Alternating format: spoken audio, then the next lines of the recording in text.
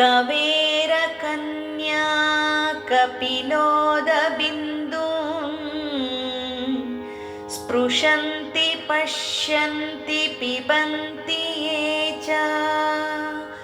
ನಾಡಿನ ಸಮಸ್ತ ಶ್ರದ್ಧಾಳುಗಳಿಗೆ ಧರ್ಮಕ್ಷೇತ್ರಕ್ಕೆ ಸ್ವಾಗತ.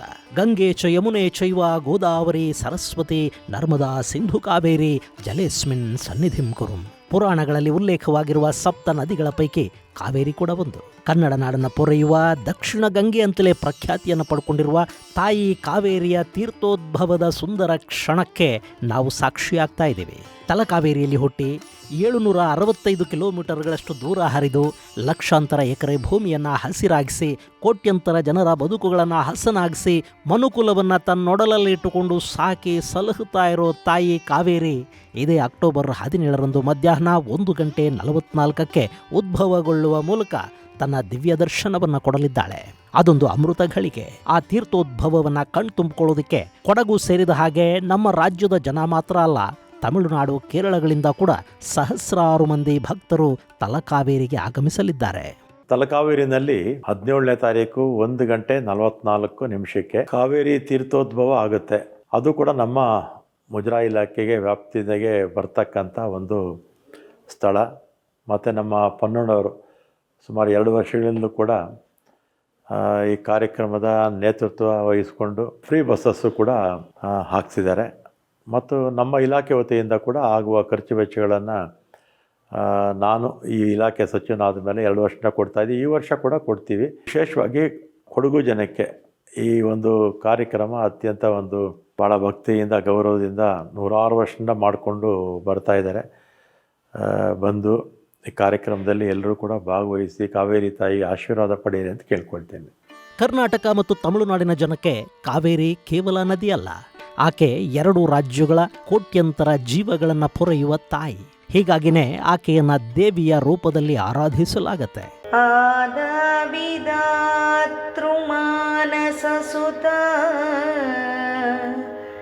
ಪಶ್ಚಾತ್ ಕವೇರಾತ್ಮಜ. ಇನ್ನು ಕಾವೇರಿ ನದಿಯ ಉಲ್ಲೇಖ ರಾಮಾಯಣ ಮಹಾಭಾರತದ ಕಾಲದಿಂದಲೂ ಇದೆ.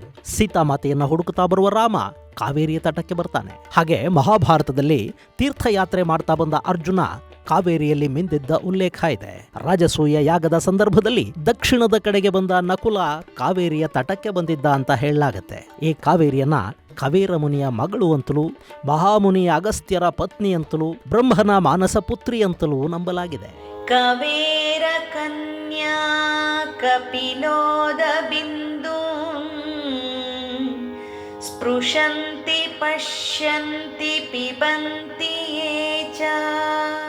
ಹಿಂದೆ ಕವೇರ ಅನ್ನೋ ಋಷಿಯೊಬ್ಬರು ಸಂತಾನಕ್ಕಾಗಿ ಬ್ರಹ್ಮದೇವನನ್ನ ಕುರಿತು ತಪಸ್ಸು ಮಾಡಿದರಂತೆ. ಆತನ ತಪಸ್ಸಿಗೆ ಮೆಚ್ಚಿದ ಬ್ರಹ್ಮದೇವ ತನ್ನ ಮಾನಸ ಪುತ್ರಿ ಲೋಪಮುದ್ರಾದೇವಿಯನ್ನ ಈ ಮಹರ್ಷಿಗೆ ಸಂತಾನವಾಗಿ ಕರುಣಿಸಿದನಂತೆ. ಬ್ರಹ್ಮದೇವನ ಕಾರುಣ್ಯದಿಂದ ಹುಟ್ಟಿದ ಈ ಮಗಳನ್ನ ಕವೇರ ಮುಂದೆ ಅಗಸ್ತ್ಯ ಮಹಾಮುನಿಗೆ ಕೊಟ್ಟು ವಿವಾಹ ಮಾಡ್ತಾನೆ. ಇದೇ ಸಂದರ್ಭದಲ್ಲಿ ಈ ಭಾಗದಲ್ಲಿ ಭೀಕರ ಕ್ಷಾಮ ಕಾಣಿಸ್ಕೊಳ್ತು. ಆಗ ಲೋಪಮುದ್ರಾದೇವಿ ಬ್ರಹ್ಮನನ್ನ ಕುರಿತು ತಪಸ್ಸು ಮಾಡಿದ್ಲು. ಈ ನೆಲದ ಕಷ್ಟವನ್ನ ಪರಿಹರಿಸುವ ಶಕ್ತಿಯನ್ನ ಆಕೆ ಬೇಡಿದ್ಲು. ಬ್ರಹ್ಮ ತಥಾಸ್ತು ಅಂದ. ಆನಂತರ ಆಕೆ ತನ್ನ ಪತಿ ಅಗಸ್ತ್ಯರ ಮುಂದೆ ತಾನು ನದಿಯಾಗಿ ಹರಿಯುವ ಬಯಕೆಯನ್ನು ವ್ಯಕ್ತಪಡಿಸ್ತಾಳೆ. ಅದರಂತೆ ಅಗಸ್ತ್ಯ ಮುನಿಗಳು ಈ ಲೋಪಮುದ್ರೆಗೆ ಜಲದ ರೂಪವನ್ನು ಕೊಟ್ಟು ತಮ್ಮ ಕಮಂಡಲದಲ್ಲಿಟ್ಟುಕೊಳ್ತಾರೆ.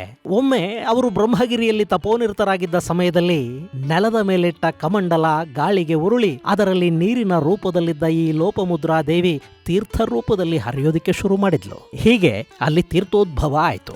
ಆಕೆ ಕವೇರನ ಮಗಳಾದ ಕಾರಣ ಕಾವೇರಿ ಎನ್ನುವ ಹೆಸರಿನಿಂದ ಪ್ರಖ್ಯಾತಿಯನ್ನು ಪಡೆದ್ಲು.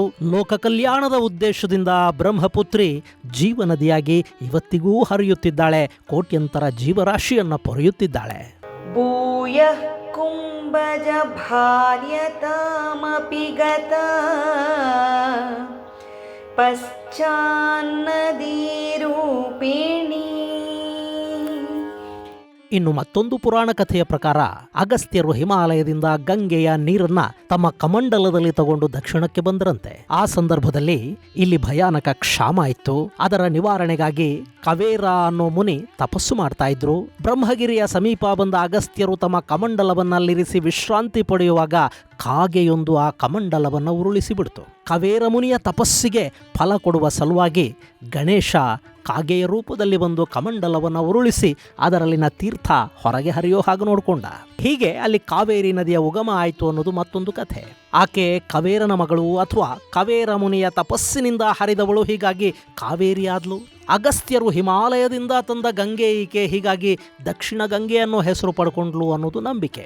ಹೀಗೆ ಪ್ರತಿ ವರ್ಷ ತುಲಾ ಸಂಕ್ರಮಣದ ದಿನ ಆ ತಾಯಿ ಇಲ್ಲಿ ಉದ್ಭವಗೊಳ್ತಾಳೆ, ಸಂಭ್ರಮಾಚರಣೆಗೆ ಕಾರಣ ಆಗ್ತಾಳೆ. ರಾಜ್ಯ ಸರ್ಕಾರದಿಂದ ಮುಜರಾಯಿ ಇಲಾಖೆಯಿಂದ ಹೆಚ್ಚು ಅನುದಾನವನ್ನು ಕೊಟ್ಟಿದ್ದಾರೆ. ನೀರಾವರಿ ನಿಗಮದಿಂದ ಕಳೆದ 2 ವರ್ಷದಿಂದ ನೀಡ್ತಾ ಬಂದಿರುವಂಥ 2 ಕೋಟಿ ರೂಪಾಯಿಯನ್ನು ಕೂಡ ಕೊಟ್ಟಿದ್ದಾರೆ. ಎಲ್ಲ ರೀತಿಯಾದಂಥ ಸಿದ್ಧತೆ ಭಗಂಡೇಶ್ವರ ದೇವಾಲಯದಿಂದ ಭಾಗಮಂಡಲದಿಂದ ತಲಕಾವೇರಿಗೆ ಉಚಿತವಾದಂಥ ಬಸ್ ಸಂಚಾರಕ್ಕೆ 25 ಬಸ್ಗಳು, ಅಧಿಕವಾದಂಥ ಬಸ್ಗಳನ್ನು ನೀಡುವಂಥದ್ದಾಗಿದೆ. ರಾಜ್ಯದ ವಿವಿಧ ಭಾಗಗಳಿಂದ ಹೆಚ್ಚುವರಿ ಬಸ್ಗಳನ್ನು ಮಡಿಕೇರಿಗೆ ಮತ್ತು ಭಾಗಮಂಡಲಕ್ಕೆ ಬರುವಂಥ ಸಂಚಾರ ಮಾಡಲಿಕ್ಕೆ ಅವಕಾಶವನ್ನು ಮಾಡಿಕೊಟ್ಟಿದ್ದೇವೆ. ಶ್ವೇತಾರಣ್ಯ ಗುಹ ಸ್ಥಳೇಷು ಮಹಿತ ಸಹ್ಯಾತ್ಮಜ ಪಾತು ನಃ. ಇನ್ನು ಈಕೆ ಕೊಡವರ ಕುಲದೇವತೆ ಕೂಡ. ಕಾವೇರಮ್ಮನ ಕೃಪೆಯಿಂದಲೇ ನಮಗೊಂದು ನೆಮ್ಮದಿಯ ಬದುಕು ಸಿಕ್ಕಿದೆ ಅನ್ನೋ ನಂಬಿಕೆ ಕೊಡವರದ್ದು. ಹೀಗಾಗಿನೇ ಕಾವೇರಿ ತಾಯಿಯ ತೀರ್ಥೋದ್ಭವವಾದ ಮರುದಿನ ಕೊಡವರ ಮನೆಗಳಲ್ಲಿ ಆ ತೀರ್ಥವನ್ನಿಟ್ಟು ಪೂಜೆ ಮಾಡಲಾಗತ್ತೆ. ಅದನ್ನ ಕಣಿ ಪೂಜೆ ಅಂತ ಕರೀತಾರೆ. ತೀರ್ಥೋದ್ಭವದ 10ನೇ ದಿನ ಹಿರಿಯರನ್ನ ನೆನಪಿಸಿಕೊಂಡು ಅವರಿಗೆ ಎಡೆ ಇಡುವ ಪದ್ಧತಿ ಕೂಡ ಕೊಡವರಲ್ಲಿದೆ. ನಮ್ಮ ಕಾವೇರಿ ಸಂಕ್ರಮಣದ ತೀರ್ಥೋದ್ಭವ ಕಾರ್ಯಕ್ರಮ ನಮ್ಮ ಜಿಲ್ಲಾಡಳಿತ ವತಿಯಿಂದ ಹಾಗೂ ಕಾವೇರಿ ನೀರಾವರಿ ನಿಗಮದ ವತಿಯಿಂದ ಅದ್ಭುತವಂತ ಕಾರ್ಯಕ್ರಮ ವರ್ಷ ಮಾಡ್ಕೊಂಡು ಬರ್ತಾ ಇದ್ದಾರೆ. ಎಲ್ಲ ಸಾರ್ವಜನಿಕರಿಗೆ ಹೆಚ್ಚಿನ ಸಂಖ್ಯೆಯಲ್ಲಿ ಬಂದು ಕಾವೇರಿ ತಾಯಿಯ ಆಶೀರ್ವಾದ ಪಡ್ಕೊಳ್ಳೋಕ್ಕೆ ಎಲ್ಲರಿಗೂ ವ್ಯವಸ್ಥಿತವಾಗಿ ಅವಕಾಶ ಮಾಡಿಕೊಟ್ಟಿದ್ದಾರೆ. ಎಲ್ಲರೂ ಬಂದು ಕಾವೇರಿ ತಾಯಿಯ ಆಶೀರ್ವಾದ ತಗೋಬೇಕು ಅಂತ ಕೇಳ್ಕೊತೀನಿ. ಶ್ರೀರಂಗಾದಿ ಸಕುಂಭಕೋಣ ವಿಲಸನ್ ಮಯೂರ ಮಧ್ಯಾರ್ಜುನ. ಇನ್ನು ಈ ಭಾಗಮಂಡಲಕ್ಕೆ ಕೂಡ ಒಂದು ಸ್ಥಳ ಪುರಾಣ ಇದೆ. ಇಲ್ಲಿ ಭಗಂಡರೆಂಬ ಮುನಿಗಳು ನೆಲೆಸಿದ್ರಂತೆ. ಅವರಿಲ್ಲೊಂದು ಶಿವಲಿಂಗವನ್ನು ಪ್ರತಿಷ್ಠಾಪನೆ ಮಾಡ್ತಾರೆ. ಭಗಂಡರಿಂದ ಪ್ರತಿಷ್ಠಾಪಿಸಲ್ಪಟ್ಟ ಆ ಲಿಂಗ ಭಗಂಡೇಶ್ವರ ಆಯಿತು. ಹಾಗೆ ಭಗಂಡರು ನೆಲೆ ನಿಂತು ತಪಸ್ಸನ್ನು ಆಚರಿಸಿದ ಈ ನೆಲ ಭಾಗಮಂಡಲ ಆಯಿತು ಅನ್ನೋದು ಇಲ್ಲಿನ ನಂಬಿಕೆ. ಮುಂದೆ ಕೊಡಗಿನ ಅರಸರು ಈ ಭಗಂಡೇಶ್ವರನಿಗೆ ದೇವಾಲಯವನ್ನು ನಿರ್ಮಾಣ ಮಾಡ್ತಾರೆ.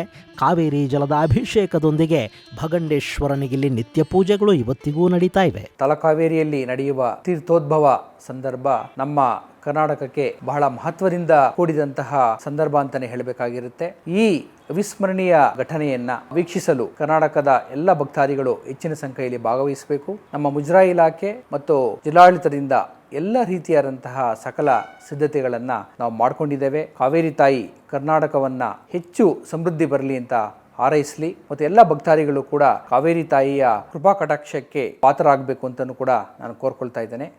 ಕಾಕಾರ ಕಲುಷಂ ಹಂತಿ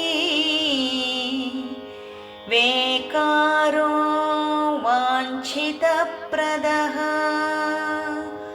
ತೀರ್ಥೋದ್ಭವದ ಪವಿತ್ರ ದಿನ ಆ ತಾಯಿಯನ್ನು ಸ್ವಾಗತಿಸೋದಕ್ಕೆ ಮುಜರಾಯಿ ಇಲಾಖೆ ಮತ್ತು ಜಿಲ್ಲಾಡಳಿತಗಳಿಂದ ಇಲ್ಲಿ ಎಲ್ಲ ಸಿದ್ಧತೆಗಳನ್ನು ಮಾಡಿಕೊಳ್ಳಲಾಗಿದೆ. ಹಾಗೆಯೇ ತೀರ್ಥೋದ್ಭವದ ನಂತರ ತಲಕಾವೇರಿ ಮತ್ತು ಭಾಗಮಂಡಲದಲ್ಲಿ 1 ತಿಂಗಳ ಕಾಲ ಜಾತ್ರಾ ಮಹೋತ್ಸವ ನಡೆಯುತ್ತೆ. ಅದಕ್ಕೆ ಬೇಕಾದ ವ್ಯವಸ್ಥೆಗಳನ್ನು ಕೂಡ ಜಿಲ್ಲಾಡಳಿತ ಮಾಡಿದೆ. ರೀಕಾರೋ ಮೋಕ್ಷಮಿತಾ ಕಾವೇರಿತ್ಯಾಭಿಧೀಯತೆ. ಬಂಧುಗಳೇ, ಭಾರತದಲ್ಲಿ ಗಂಗೆಗೆ ಎಷ್ಟು ಪ್ರಾಮುಖ್ಯತೆ ಇದೆಯೋ ನಮ್ಮ ಕಾವೇರಿ ನದಿಗೆ ಕೂಡ ಅಷ್ಟೇ ಪ್ರಾಮುಖ್ಯತೆ ಇದೆ. ಪ್ರತಿ ಬಾರಿಯಂತೆ ಈ ಬಾರಿ ಕೂಡ ತುಲಾ ಸಂಕ್ರಮಣದಲ್ಲಿ ಬ್ರಹ್ಮಕುಂಡಿಕೆಯಲ್ಲುಂಟಾಗುವ ತೀರ್ಥೋದ್ಭವವನ್ನು ಸಂಭ್ರಮದಿಂದ ಆಚರಿಸಲಾಗುತ್ತೆ. ಈ ಬಾರಿಯೂ ಸಕಲ ಸಮೃದ್ಧಿಗಳನ್ನು ಕರುಣಿಸಿ ಈ ನೆಲವನ್ನು ಸದಾ ಹಸಿರಾಗಿಡುವಂತೆ ಆ ತಾಯಿಯನ್ನು ಪ್ರಾರ್ಥಿಸೋಣ.